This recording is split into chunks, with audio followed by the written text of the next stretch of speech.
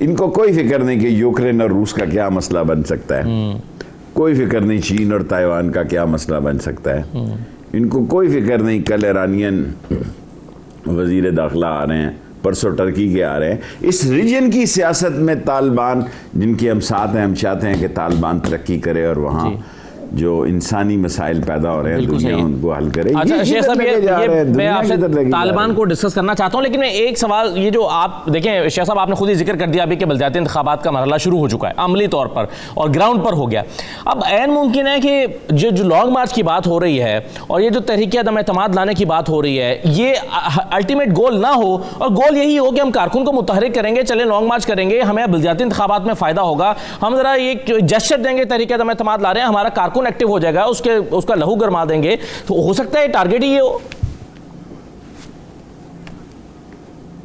यहां मैं आपसे इत्तेफाक करता हूं क्योंकि उन्होंने कहा अभी हम ग्राउंड बना रहे हैं। आप जुमला देखें ना, वफा और जफा में, दुआ और दगा में, वो कहते हैं ना हम दुआ लिखते रहे वो दगा पढ़ते रहे, एक ही नुक्ते ने मारम से मुजरम कर दिया।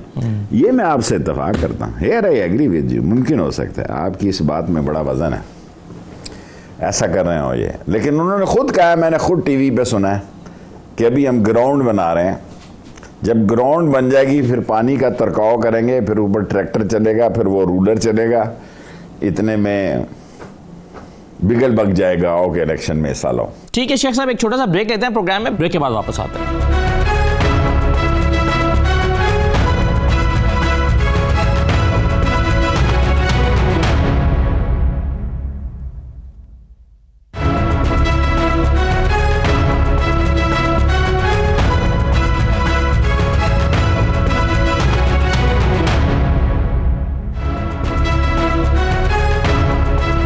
ब्रेक के बाद दोबारा खुशामदीद कहते हैं। शेख रशीद साहब, ये बताएं कि ये जो ऑपोजिशन की जमातें हैं, पीपल्स पार्टी, PMLN, मौलाना फजल रहमान, इनमें सबसे अच्छे कार्ड्स अपने कौन खेल रहा है?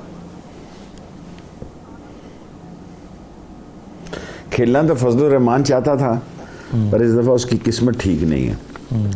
जलसे कर रहे हैं, कौन खेल रहा है?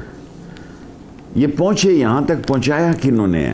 2/3 की अक्सरियत के बाद यहाँ तक पहुंचे कहाँ हैं? और जिन लोगों को गालियाँ दे रहे थे उनके पाँव पड़ रहे हैं जी, जिनको गालियाँ दे रहे थे उनके कदमों में पगड़ियाँ रख रहे हैं।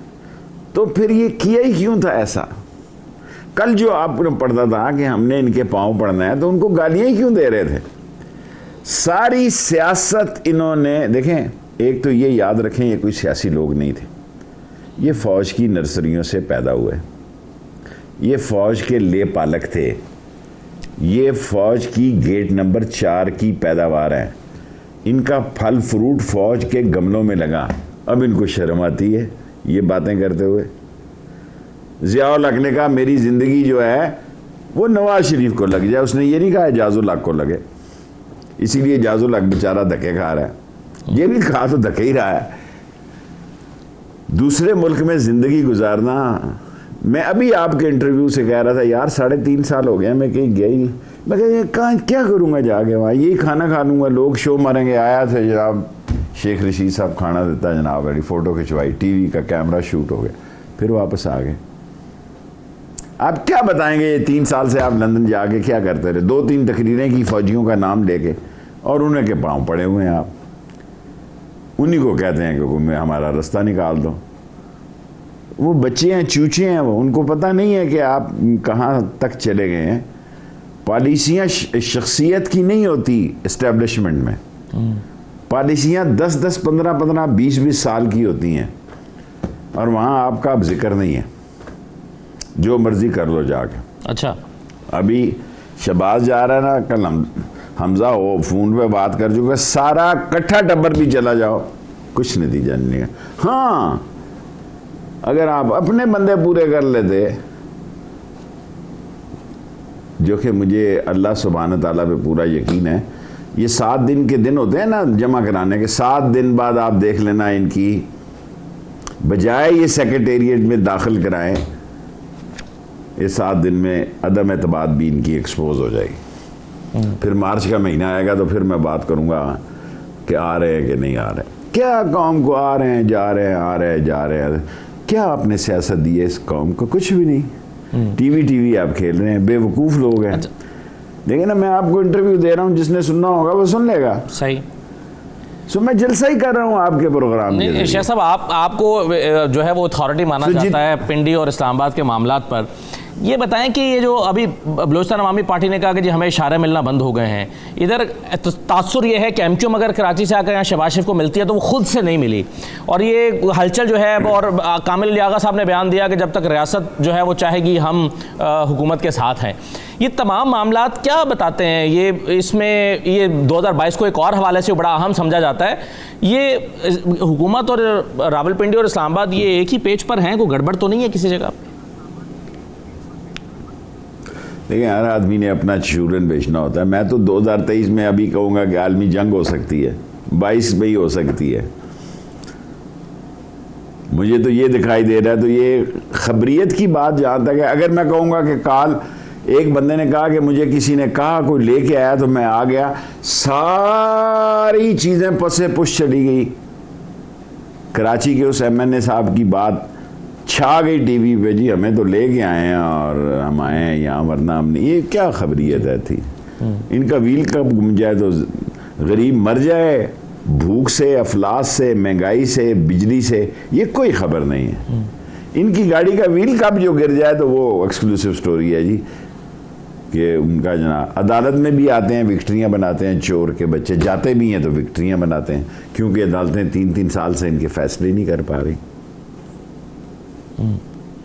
सही है। अच्छा शेख साहब, ये बताएं, आप अक्सर कहा करते हैं कि इमरान खान खुशकिस्मत है, इनको नालायक अपोजिशन मिली है। ये बताइए कि जो अगला इलेक्शन है वो अपोजिशन की नालायकी पर होना है या इमरान खान की अपनी परफॉर्मेंस पर होना है?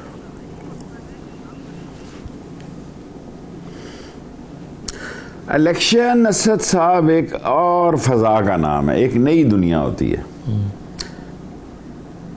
अभी मैंने एक इलेक्शन लड़ा, बड़ी मुश्किल से जीता है कश्मीर इलेक्शन का। मुझे तो दिन में तारे नज़र आ गए। मैं सारे कैंडिडेट मेरी ये बात सुन लें, जिस पार्टी से भी हैं आप, नून से हैं, पीपल्स पार्टी से हैं, बहुत मुश्किल काम है अब इलेक्शन, और बहुत मुश्किल से जीता हूं। और डरा हुआ था कि ये क्या कौम में कर रही है। उनको पता है कि ये कारोबार है। बंदा कहता है जनाब अली, एक नहीं कई बंदे कहते हैं शेख साहब वो वोट तो आपका है, जीना मरना लाल वैली के साथ है, मरेंगे आपके साथ, बाप भी आपके साथ था, वो छत जड़ी है ना जी वो गिरना रही है, उसका कुछ मेहरबानी फरमा दो है जी। फलाना बच्चा जो है बेरोजगार है। सर डिमांड ही बहुत होगी इस इलेक्शन में लोगों की भी, इनको लग पता जाएगा कैंडिडेटों को। अगर बरादरी का कोई लीडर है तो मैं कह नहीं सकता, अगर हमारी तरह जिसकी शहर की सियासत है, देहातों में भी गरीब जो वहां देखो जिसकी 5 किले जमीन है वो तो नहीं कुछ मांगेगा, पर तो शहरों में GT रोड में इलेक्शन बड़े मुश्किल। अगर शेख साहब इतने डिमांडिंग लोग हो गए हैं तो फिर तो ये हुकूमत के लिए, हुकूमती MNAs के लिए ज्यादा मुश्किल होगा इलेक्शन।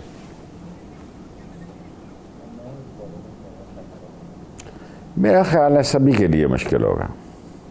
मैं बिल्कुल फ्रेश तजर्बा, ये मैं किसी पे इल्ज़ाम नहीं लगा रहा, कोई सियासत नहीं कर रहा, कोई आपको इंटरव्यू नहीं दे रहा। कैंडिडेट अगर मेरी बात पे यकीन रखते हैं, इलेक्शन सब के लिए मुश्किल होगा। जितने पैसों में पहले लड़ते थे अब तिगने और चुगने पैसों पे लड़ेंगे।